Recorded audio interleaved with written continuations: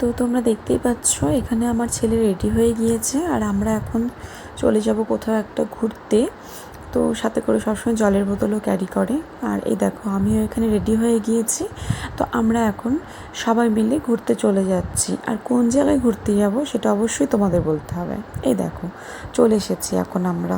তোমরা কি কিছু বুঝতে পারছো এটা দেখে? আমরা এখন চলে এসেছি শিলিগুড়িতে বৈশাখী মেলায়।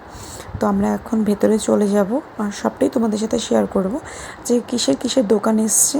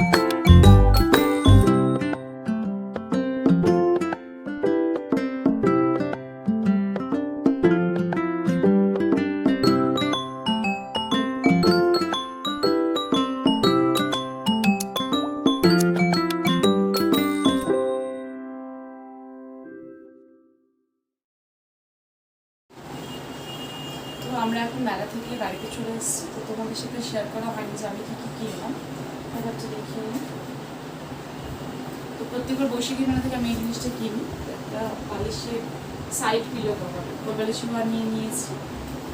কালারটা খুব কিউট, একদম পিঙ্ক কালার। দেখো এই কালারটা আমার খুব ফেভারিট, এটা নিয়ে নিয়েছি। আর আমি অনেকগুলো কানের নিয়ে নিয়েছি,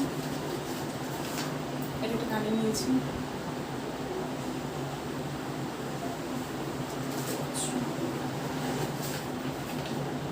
আর একটা কানের নিয়ে নিয়েছিলাম।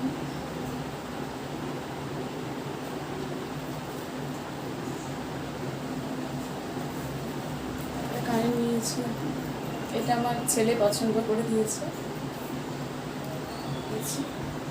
এটা মাল্টি কালার,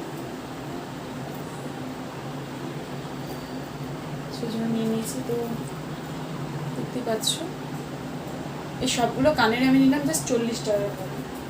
তো তোমরা আমাকে একটু বলো যে কোন কোন কানেরটা সব থেকে বেশি সুন্দর হয়েছে।